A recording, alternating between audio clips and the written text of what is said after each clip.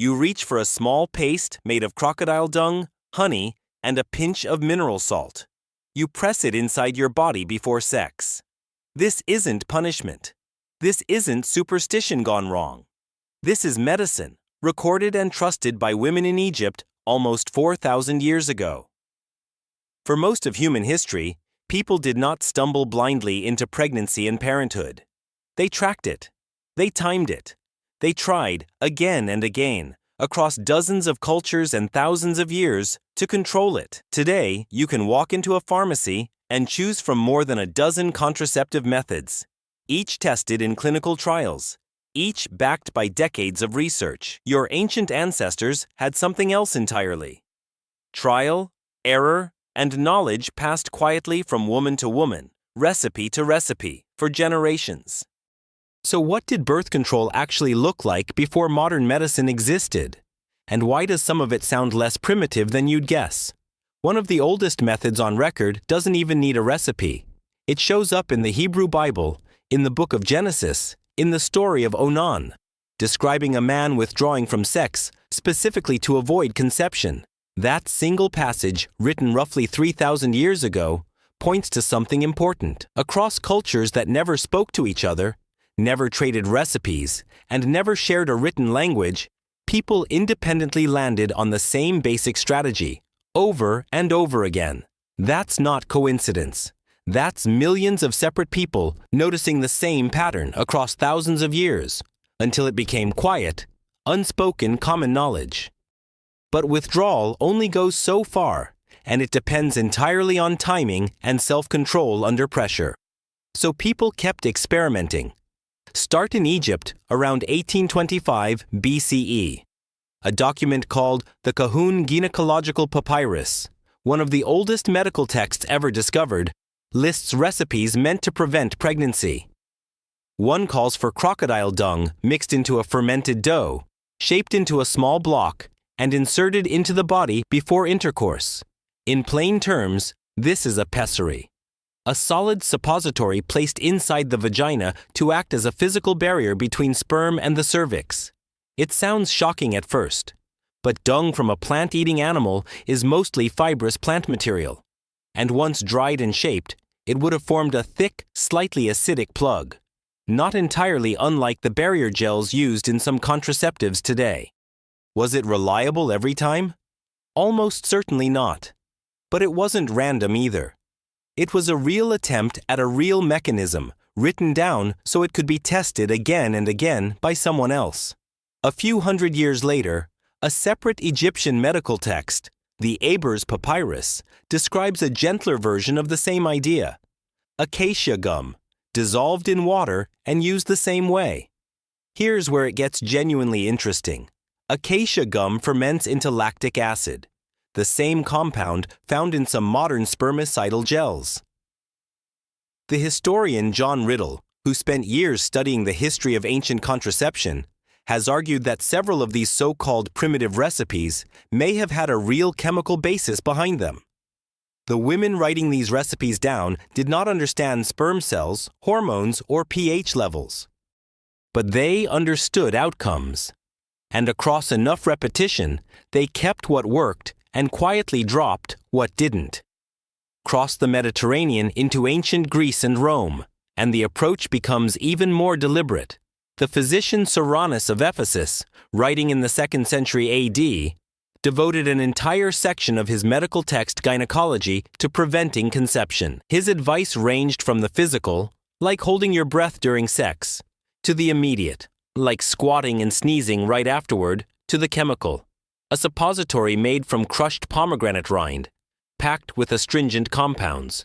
Soranus didn't have the science of hormones, the chemical messengers that regulate ovulation, to explain why pomegranate rind might affect fertility. He simply recorded that women used it, generation after generation, and that it seemed to help often enough to keep recommending it. He even instructed women to track the days since their last cycle, an early, low-tech version of what's now called fertility awareness, or natural family planning. Then there is silphium, possibly the most famous contraceptive plant in the ancient world, and one you have almost certainly never heard of, because it no longer exists anywhere on Earth. Silphium grew along one narrow strip of coastline near the city of Cyrene, in what is now Libya, and refused to grow well anywhere else, no matter how many traders tried to transplant it. The Roman writer Pliny the Elder described it in his Natural History as nearly priceless, worth its weight in silver. Its image was stamped onto Cyrenian coins, a plant valuable enough to define a city's entire economy.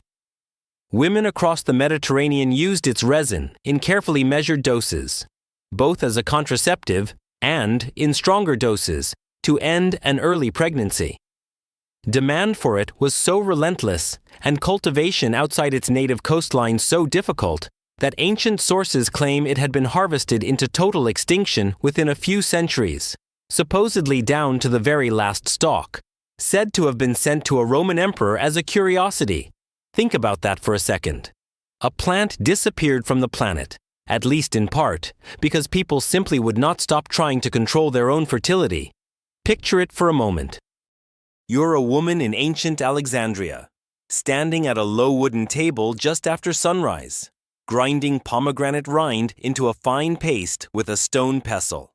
The smell is sharp and slightly bitter. You're following a recipe your mother taught you, the same one her mother taught her, the same general idea written down on papyrus somewhere across the city in a physician's careful hand. You don't have a pharmacist confirming the dose. You don't have a clinical study to check against. What you have is something quieter, and in its own way just as rigorous. Generations of women who tried this exact recipe before you, adjusted it slightly, whispered corrections to a daughter or a neighbor, and passed it forward, because often enough, it worked. That is not ignorance.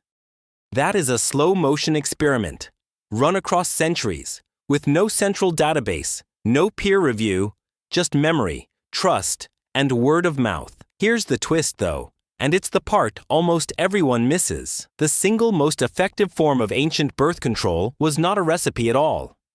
In the 1960s, the anthropologist Richard Lee studied the Jew/Huansi, a hunter-gatherer people living in the Kalahari Desert, and documented something remarkable. Women typically gave birth only once every 4 years. No pessaries. No herbal suppositories, no silphium. Just two overlapping facts about how they actually lived. First, mothers breastfed their children intensively, often for 3 years or longer, and breastfeeding suppresses the hormones that trigger ovulation, a biological break scientists call lactational amenorrhea, which simply means breastfeeding can pause your monthly cycle entirely. Second, a mobile foraging lifestyle, walking long distances nearly every day to gather food, made carrying more than one young child at a time almost impossible. The body and the daily demands of that body were quietly doing the work that crocodile dung and pomegranate rind could only approximate. So which mattered more, the deliberate recipes or the rhythm of daily life itself? The honest answer is both, stacked on top of each other.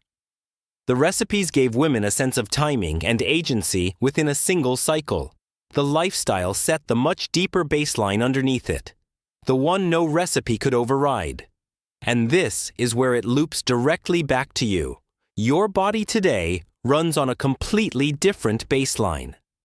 Reliable food, far less daily walking, and shorter breastfeeding windows mean that most people in industrialized societies ovulate predictably, month after month, year after year, for decades at a stretch. That consistency is not the historical norm. It's closer to an anomaly. The anthropologist James Sussman, who has spent years studying the same broader region of southern Africa, has pointed out how stable and modest caloric intake was for foraging societies, with little surplus stored anywhere, including on the human body itself. Body fat percentage matters here, because reproductive hormones respond directly to how much energy a body has in reserve. Less stored energy historically meant a body less consistently primed for pregnancy. More stored energy today means the opposite.